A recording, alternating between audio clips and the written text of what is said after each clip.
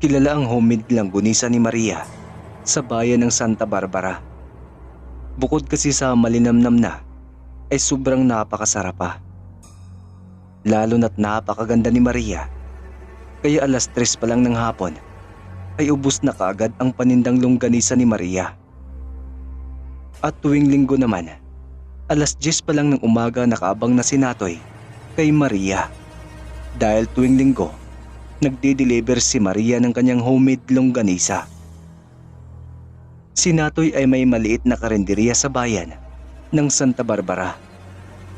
At specialty nitong lutuin ang homemade longganisa na galing kay Maria. Patok sa karinderya ni Natoy ang longganisa ni Maria dahil iyon ang palaging hinahanap-hanap ng kanyang mga customer, ang fried longganisa. Lalo na sa umaga, ang specialty ni Natoy na longsilog, ang longganisa, sinangag at itlog.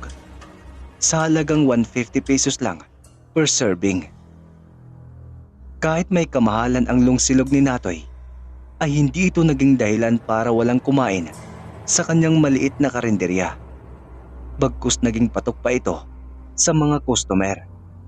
At itong longsilog ang palaging hinahanap kahit na tanghalian at hapunan. At ito pang nakapagtataka na kahit merienda longsilog pa rin ang hinahanap nila. Halos humaba ng liig ni Natoy kakatanaw sa daan dahil pasado 10:00 na at wala pa rin si Mariang magbibigay sa kanya ng longganisa. Dati-rati wala pang 10:00, nariyan na si Maria. Ngunit ngayon, mag-11 na ngunit wala pa rin ang dalaga. Medyo mainit na rin ang ulo ni Natoy dahil ilang serve na lang ang kanilang longganisa. Sabayan pa ng init ng panahon at sikip ng kanyang karinderya, kaya kunting-kunti na lang at sasabog na sa galit si Natoy.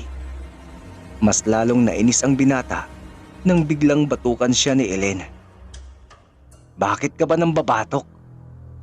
Naiiritang wika ni Natoy kay Ellen. "Ano ba kasing tinatanaw mo dyan? Kanina pa ako nagsasalita dito, pero parang hindi mo naman ako naririnig." Inis ding saad ng dalaga. Hinihintay ko si Maria kasi. Papaubos ng stock ng longganisa." Alanganing wika ni Natoy na napakamot pa sa kanyang batok. "Longganisa ha?" Nandidilat ang mga matang wika ni Ellen, saka iniwan si Natoy. Mabuti na lamang at napansin niya si Maria na may bitbit na basket na naglalaman ng kanyang homemade longganisa. Ang kaninang inis na mukha'y napalitan ng ngiti dahil sa wakas nandyan na si Maria. Ang mukha naman ni Ellen ang hindi maipinta dahil sa inis. Agad na iniabot ni Natoy ang pera kay Maria nang makuha nito ang 2 basket na punong-puno ng longganisa at iniabot niya ito sa kanyang kasamahan. Pagkatapos binalingan agad si Maria. Nakangiting magsasalita sana si Natoy, ngunit wala na si Maria sa kanyang harapan. Natatanaw na lamang niya ang papalayong dalaga. Ang bilis namang maglakad nun. Sayang, tatanungin ko sana kung saan siya nakatira para mapasyalan sana. Nangihinayang sambit na lamang ni Natoy sa kanyang sarili at pumasok na lamang siya sa kanyang karinderya. "At sinong papasyalan mo?" Biglang saad ni Ellen mula sa kanyang likuran na nandidilat pa ang mga mata. "Ano ka ba? Para kang kabuti bigla na lang sumusulpot." Saad ni Natoy na nabigla pa dahil sa biglang pagsulpot ni Ellen mula sa kanyang likuran. At bago umalis si Ellen, sininyasan pa niya si Natoy sa kanyang mga mata na ang ibig sabihin ay nakikita niya lahat ng ginagawa ng binata.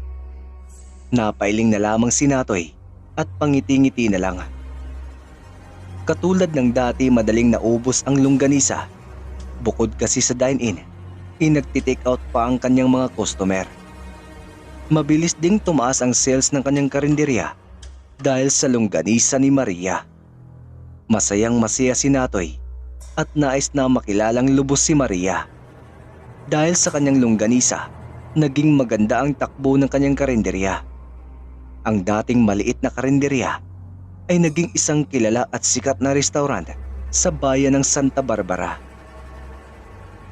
Ngunit sa karatig bayan naman, balita doon ng mga nawawalang mga kabataan. Dahil halos araw-araw na lang may nawawala. Hindi rin matukoy ng mga kapulisan kung saan dinadala ang mga bangkay. Dahil wala man lang silang nakuhang matibay na ebidensya at kung sino ang may kagagawa noon. Isang araw habang binibigay ni Maria ang kanyang longganisa kay Natoy, naririnig niya ang mga usap-usapan ng mga tao sa loob ng restaurant nito. Kaya ikaw Maria, mag-iingat ka. Baka mabalitaan ko na lang isa ka na rin sa mga nawawala. Wala nang magbibigay sa akin ng longganisa. Pakindat-kindat na wika ni Natoy kay Maria. Pangiti-ngiti lang ang dalaga at agad na itong nagpaalam kay Natoy. Magtatakip silim na ng mga oras na yon. Habang naglalakad pa uwi si Maria, lihim siyang sinusundan ni Natoy.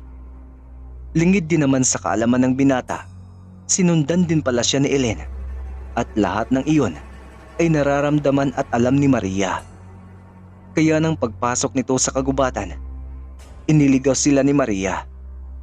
Hanggang sa hindi na nga nasundan pa ni Natoy si Maria. Paikot-ikot na lang sa loob ng kagubatan ang kawawang si Natoy. Putya, naligaw na yata ako. Hindi ko nasundan si Maria. Mas magandang baliktarin ko ng suot kong damit para makauwi na ako. Nag-aalalang saad niya sa kanyang sarili. Sinisigurado ko sa susunod na pagsunod ko sa'yo, malalaman ko na kung saan ka talaga nakatira. Paninigurado sa salita na wika ni Natoy habang hinubad ang damit nito. Binaliktad niya iyon at isinuot muli. Nasaan na kayang mga yon? Saad naman ni Ellen sa kanyang sarili na palingalinga sa kagubatang yon. Kalat na kasi ang dilim at tanging liwanag na nagmumula sa buwan ang kanyang natatanglaw. Gumapang ang takot sa katawan ni Ellen nang mapansin ang kaluskos sa may talahiban. Kaya napasigaw si Ellen nang biglang magsalita si Maria mula sa kanyang likuran. Ako ba ang hinahanap mo? Wika nito sa malalim na boses habang nagbabago ng anyo at kitang-kita iyon ni Ellen dahil sa liwanag na nagmumula sa buwan. Napasigaw si Ellen ng aswang at agad na sanang tatakbo ngunit biglang humaba at pumulupot sa katawan ni Ellen ang mahabang buhok ni Maria. Sigaw siya ng sigaw at nagpupumiglas hanggang sa isang matinis na sigaw na lamang ang pumainlan lang sa kagubatan. Samantala, palakad-lakad naman sa gitna ng kagubatan si Natoy nang may marinig siyang malakas na sigaw ng isang babae. At parang kilala niya ang may-ari ng busis na yon. Kahit na kinakabahan, ay sinundan pa rin niyang sigaw na yon hanggang sa may natagpuan siyang isang maliit na kubo sa gitna ng kagubatan. Dahan-dahang lumapit si Natoy sa kubo na yon at maingat na sumilip sa isang maliit na butas. Pakawalan mo ko! Demonyo ka! Sigaw na wika ni Ellen. Demonyo ako, di ba? Bakit pa kita pakakawalan? Malakas ang halakhak na wika ni Maria. Nanlaki ang mga mata ni Natoy nang makilala ang may-ari ng busis na yon sa loob ng kubo. Kaya inilibot pa niya ang kanyang paningin at nakita niyang isang matandang hukluban na napakapangit ng itsura nito. Malalaki ang mga mapupulang mga mata na may maliliit at matutulis na ngipin. Buwaghag ang mahabang buhok nito na kasing tigas ng alambre. Pakawalan? Para ano pa? Para sabihin mo sa bayan na akong kumuha sa mga taong nawawala? Hindi maaari. Magiging isa ka na rin sa mga gagawin kong longganisa. Malalakas at nakakapangilabot na tawa ang maririnig sa loob ng kubong yon, habang ang kanyang anyo ay bumabalik sa dating maganda, maputi ang kutis at nakakapanghalinang mukha. Maria? Mahinang usal ni Natoy nang makilala kung sino ang matandang hukluban na yon. Doon niya napagtanto na ang mga ginagawang longganisa ni Maria ay nagmumula pala sa karne ng mga tao. Kaya napasuka tuloy si Natoy nang malaman ang katotohanan na ang mga nawawalang tao sa kanilang bayan ay nagiging longganisa at iyon ang longganisa na patok sa kanyang restaurant. Naggaling pala kay Maria. Dahil sa kanyang pagsusuka ay narinig iyon ni Maria. Ang kaninang magandang mukha ay nagbagong muli. Naging isang matandang hukluban na may mapupulang mata, may maliliit at matutulis na ngipin. Ang kaninang bagsak na buhok ay naging buhaghag na kasing tigas ng alambre at mabilis na lumabas ng kubo. Inikot naman ni Natoy ang kanyang paningin sa kapaligiran ng kubong yon. Naghahanap ng magiging proteksyon o panlaban sa matandang hukluban. Hanggang sa may nakita siyang isang matulis na kawayan. Agad niya itong kinuha at mabilis na pumasok sa kubo para iligtas si Ellen. Dahil nakita niyang nagbago na ng anyo si Maria at mabilis na lumabas ng kubo. "Natoy," saad ni Ellen nang makita ang binata. "Huwag kang maingay." Bulong sa kanya ni Natoy at mabilis na kinalagan ang pagkakatali ni Ellen. At nang matanggal ang pagkatali ng dalaga, ay agad niyang niyakap si Natoy. "Maraming salamat. Akala ko katapusan ko na." Naiiyak na wika ni Ellen sa binata. "Shh, tama ng iyak. Tara na, para makaalis na tayo sa kagubatang ito," saad ni Natoy. At nang lalabas na sana ang dalawa, nang biglang pumasok si Maria. "At sino ang may sabi sa inyo na makakaalis kayo ng buhay sa kubo kong ito?" Matatalim ang mga matang wika ni Maria. Sa dalawang magkahawak ang kamay. "Demonyo ka! Napakasama mo!" sigaw ni Ellen kay Maria. Matalim naman ang mga mata ni Maria na tumitig kay Ellen. Biglang humaba ang mga buhok nito patungo kay Ellen. Umulupot kaagad ang mga buhok sa katawan nito at itinapon ang kawawang dalaga sa isang sulok. Parang isang magaan na bagay lang na tumalsik si Ellen. "Ellen!" sigaw ni Natoy. Hindi rin niya magawang tulungan si Ellen dahil nakapulupot din ang ibang hibla ng buhok ni Maria sa kanyang katawan.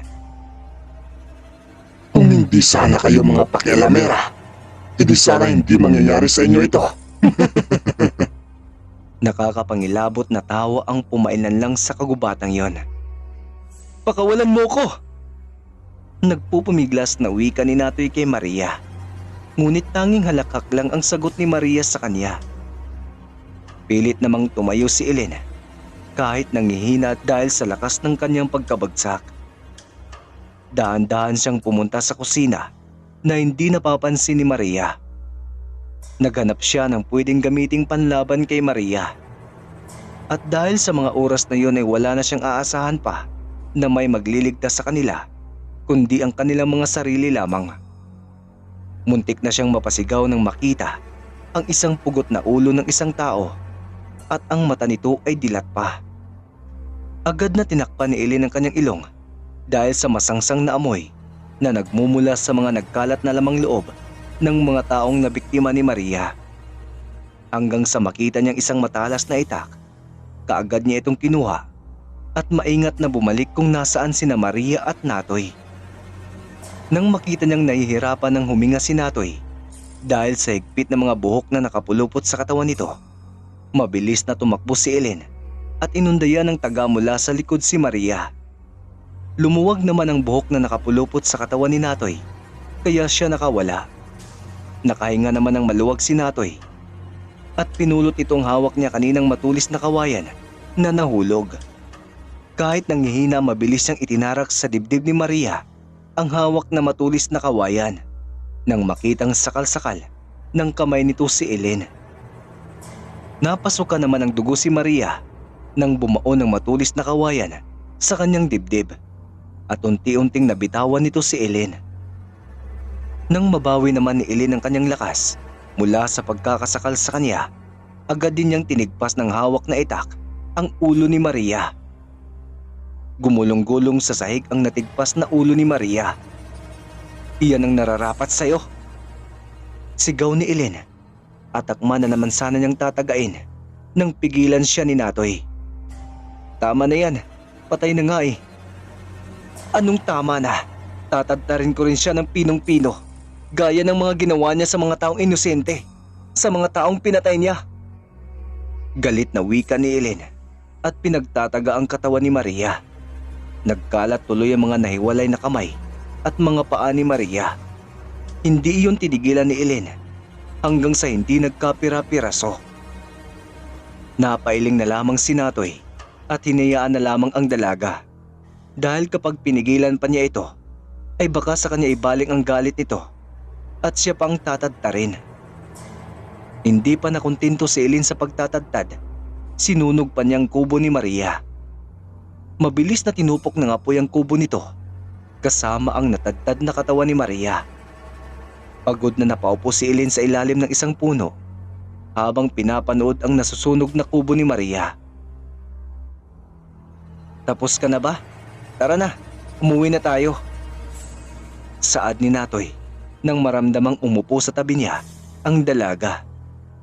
Muntik nang mapatalon sa gulat si Ellen nang biglang magsalita si Natoy. Ano ka ba? Bakit ka nang gugulat?